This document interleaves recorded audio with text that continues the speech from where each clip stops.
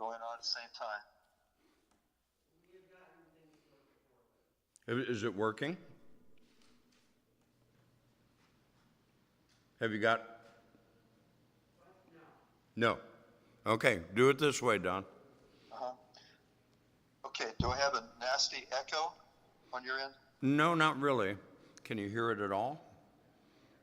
Okay. Yeah, there. It's as good as it's not bad. Okay.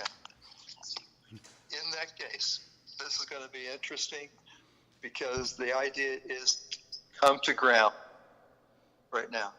Mm-hmm. So let's use this as a learning opportunity. Uh-oh. Issues again? You went away. It quit, like I thought you'd stop talking, but... Do you have my video? No. It's still me. And you're on speakerphone. Okay, well, I am video myself. So let's move ahead.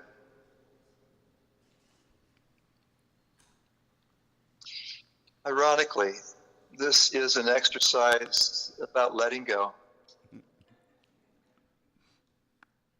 So I want you to pause for a moment.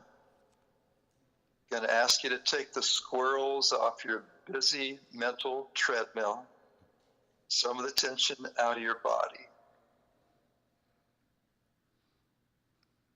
Sit comfortably as you can.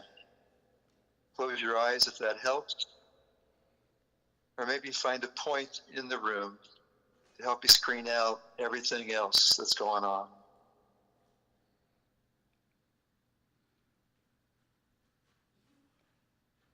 Start with the crown of your head. Tell your body and mind they deserve a break. But this is a safe space. And now take deep breaths. 2 deep breaths.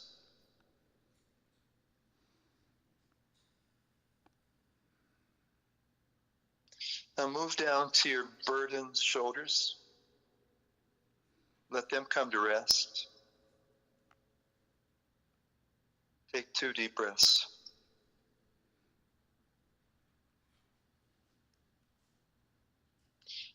Get your back and your belly's turns.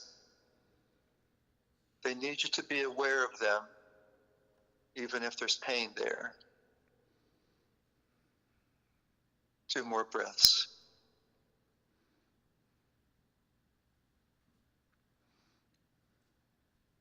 Now move on down to your hips, your thighs, your lower extremities. Again, be aware, even if there's pain there. Take 2 deep breaths.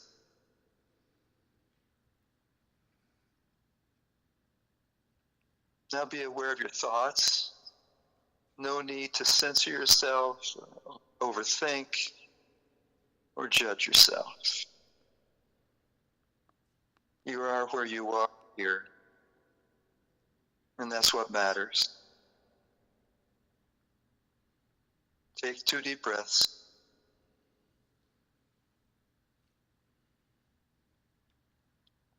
And last, believe me when I say there is universal love in that room.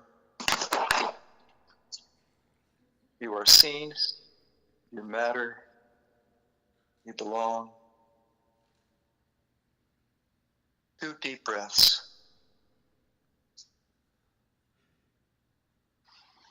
Come back to this place.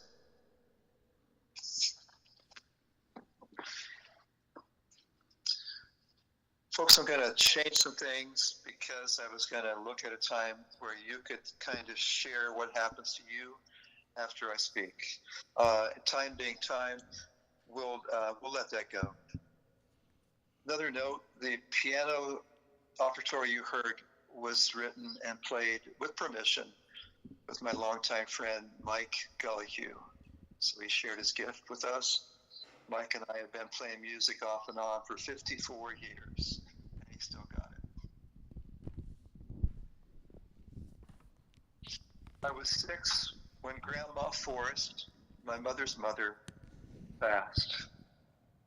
Life had not been gentle with her, but she had been gentle with life. There was a goodness about her that went to her very nature. And you know, some people just wear their sunshine on the inside. Grandma Ford, one of those. Hers was my first funeral. I sat in the straight back pew of my grandmother's clapboard Methodist church, fixed on the familiar stained glass window, and missing that sturdy woman who used to sit right next to me, sneaking me more candy than she probably could have. She who made the world's best oatmeal, skill honed over decades of stretching scarce dollars, World War II ration coupons, later on food stamps. She of the cotton house dress, she stout but not tall, reserved, kind, a friend to animals, and a force to be reckoned with when crossed. Decades up the road, I can't think of her without smiling. Her life on this side of the great mystery is long over, but she lingers in the lives of her 2 surviving grandchildren. She left us a legacy. Aware or unaware, directly or from a distance, everybody is working on a legacy. And honest to God, bottom line, straight up inventory of who and what we think really matters. Legacy is a series of memories in words, possessions, complete screw-ups, shiny humanity. We leave a trail of us. Legacy is not an abstract exercise, not just a sermon to be plugged in. Rather, it's the spiritually mature recognition that we really are passing through, that we really are borrowing the world from our young, that as the less delicate G.K. Chesterton put it, when measured against the grand march of humanity, you and I are just the arrogant who merely happen to be walking around the world at a given time. So invoke a song chorus. Work is spiritual work because it demands our humility in the face of certain death. It reminds us the choices we make, what we do, what we leave undone, all of that impacts others, maybe even entire generations to come. So I want to take the next few minutes to reflect on what it means to leave something of true worth. Talk about words. I have a passion for folks whose lives were or still are negatively affected by substance misuse, partly because I'm one of them, partly because they remind me that for all our fancy philosophy and theology, our mission statements, our stated list of values and principles, all these are only worth whatever whose life is negatively affected by substance misuse. In other words, they're only worth what comfort they bring when our backs are against the wall. While serving a small church on the windset prairies of southern Minnesota, I get hired by a nearby hospital to present a monthly 1-hour spirituality seminar at the rehab unit. It's the program's custom to celebrate those who make it from rehab to a halfway house, and from a halfway house back into the world. And folks, allow me to pause just a minute, bring the volume down on these headphones. Okay. Back to that halfway house, getting ready for the halfway house. A 20-something client who's racked up 5 criminal charges, 1 mangled family, and too many heroin deals to count. He's on his last day in the halfway. He's about to face life without his drugs of choice. He doesn't know whether to laugh or cry, so he does both, and so does everybody in the room. Now, when leading recovery groups, I often ask each person to list the reasons they want to get control of their legacies. Who's out there right now going through their normal day, praying under their breath that you can keep those demons at bay. Who's hoping you climb out of the pit and rejoin the living? Alrighty, Mary has bailed me out of that part. So that young man has got some folk out there. Somebody hoping a soon-to-be discharged precious soul. And there he is, looking up with me with fears in his eyes. But when I ask them who's waiting for him, he responds right up that Allison is my daughter. He needs a sober daddy. He says it was Allison that helped Allison who would help him keep that way. Says that all he wants is to be able to talk to his little girl. Just talk. Just get to know her without that big wall of haze between them. Just talk. Historical linguists tell us the evolution of talking was a very slow process. That nonverbal communication was considered by our ancestors as much more trustworthy. What they were telling us is that words can be dangerous. Words can be taken to heart. They can be believed. Words can be uttered to deceive or injure or threaten. Words are powerful and should be used with caution. I say this because you and I are leaving a legacy of words, like it or not. Stupid words, wise words, angry words, kind words, false words, hurtful words, healing words. I don't know about you, but I say some things too often and some things too seldom. As my late colleague Rob Eller Isaacs often reminded us, we are promise makers and we are promise breakers, promise renewers, and promise keepers. Sometimes all at the same time. What he was saying is it's all on us. Either way, the words we choose will be a part of our legacy. And before we move on, here's another way of putting all this. The silent meeting Quakers are well known for respecting both words and silence, especially during worship, of course. Many years ago, when I attended Quaker meeting in Ohio, I came across some advice that I believe goes back to George Fox, an early sage from that tradition. Simply this: speak only when to do so will improve upon the silence. Speak only when to do so would improve upon the silence. That's a high bar, you friend. Some of our words will outlast us. Like the ancients, we should learn them with caution, because the legacy of a spoken word can be very long. Let's talk about deeds. In his poem, The New Story of Your Life, poet and author Michael Blumenthal says, walking the walk is more than rhetorical reference. It's meeting suffering head on, even when everything within us says run the other way. Here's his writing. Say you finally invented a new story for your life. It is not the story of all your defeats, of your impotence, your powerlessness before the large forces of wind and accident. It is not even the story of your mother's death, of your abandoned childhood. It's not the story that will win you the deep initial sympathies of all the goddesses or the cares of all the generous. But it is a story that requires of you a large thrust to the difficult life. It's a sense of plenitude entirely your own.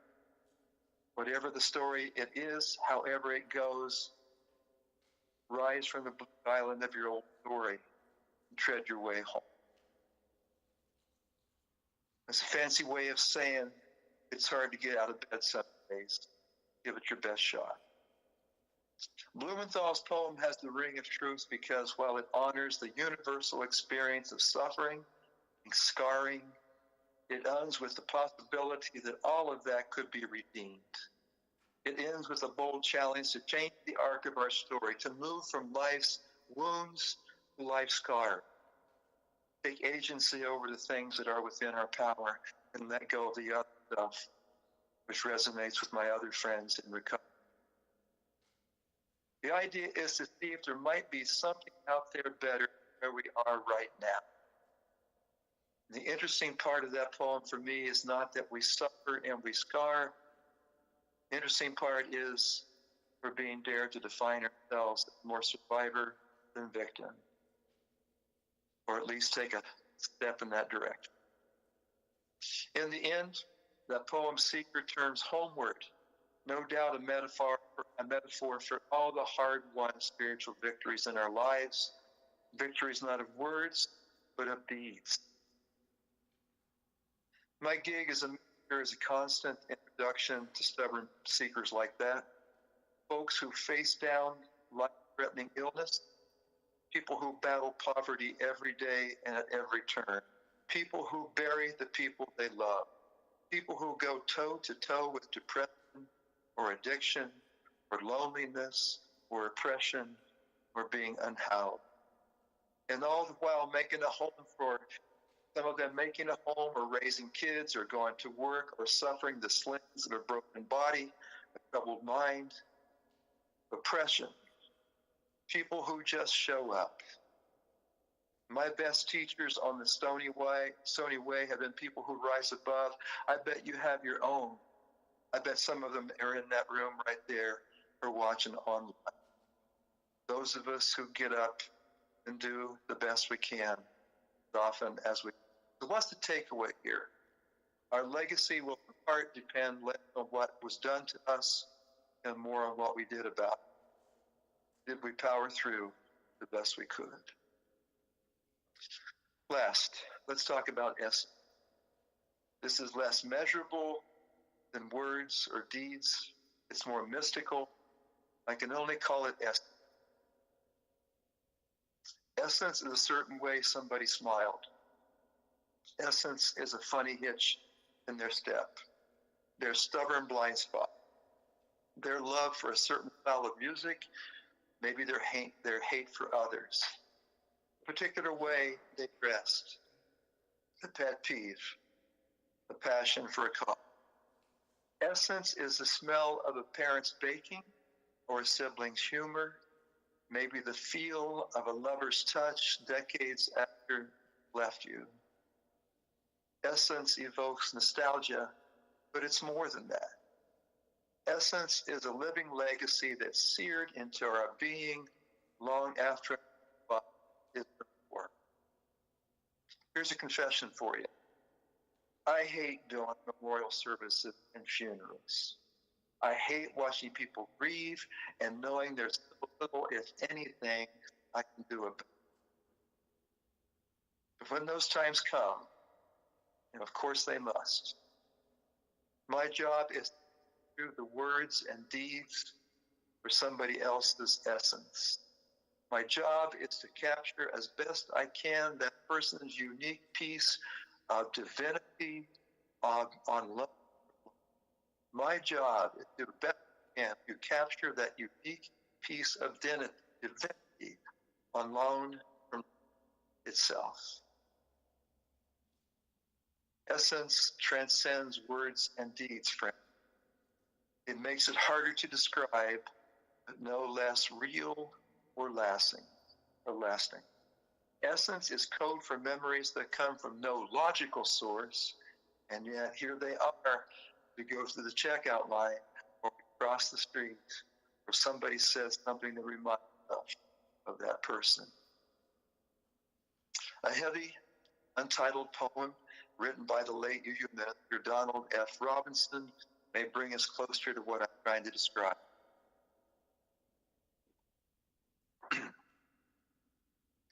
They say you have left me, but it's not true. My eyes are light.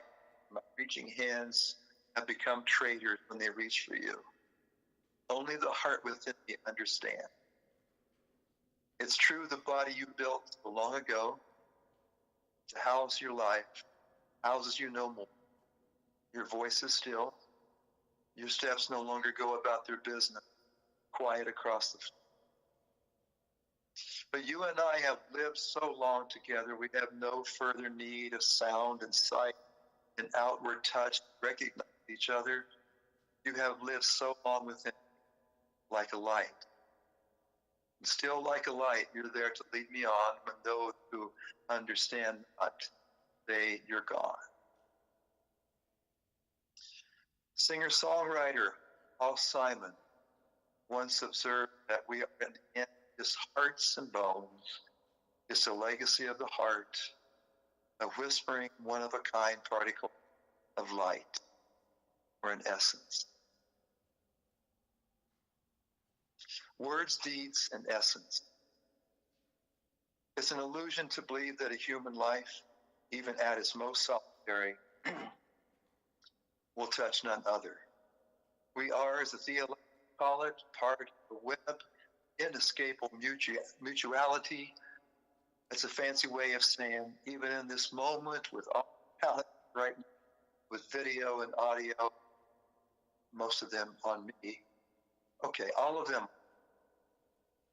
It's a fancy way of saying that you and I are in this moment part of each other. We are creating memories. We are creating essence right now. It's just that concrete. These are the facts. The young, fragile man up in Minnesota longs for the right words to be reconciled with that precious child he barely knows.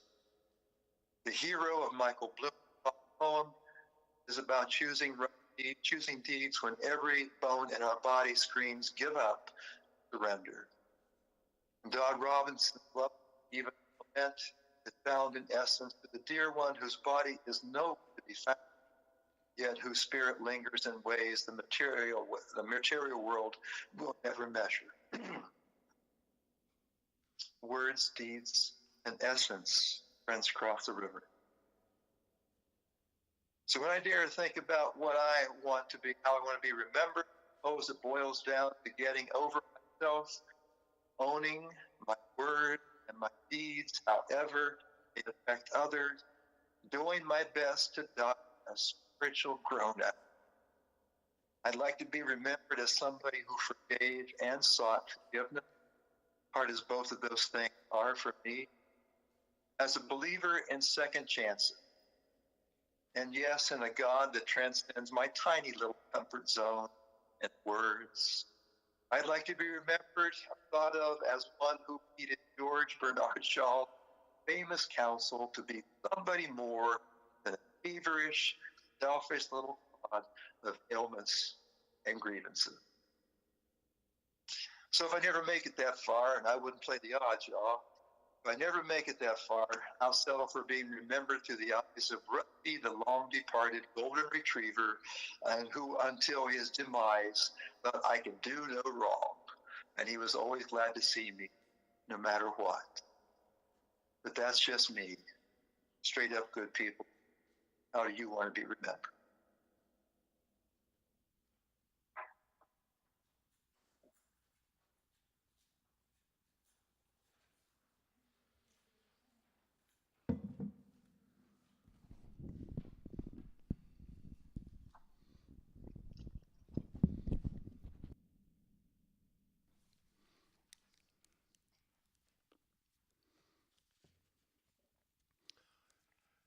Let's rise again in voice, body, or spirit as we prepare to sing the song for parting.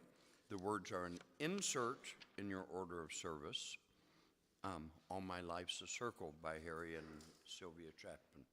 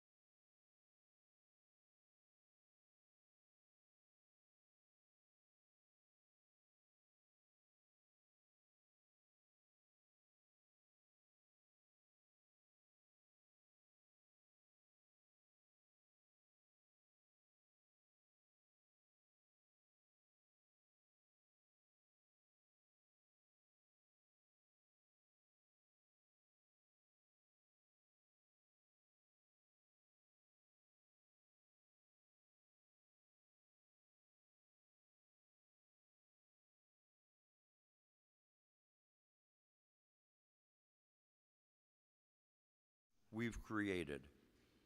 No time machine to give us do-overs, only the midnight and midday choices made along the path to now. But the holy now is not concerned with all that. The holy now is only interested in the next breath, the next thought, the next act of compassion. That's it. That's all we have, because that's all we need. And so, we will extinguish this candle, not with a simple blessing, but with a simple question. And now, what?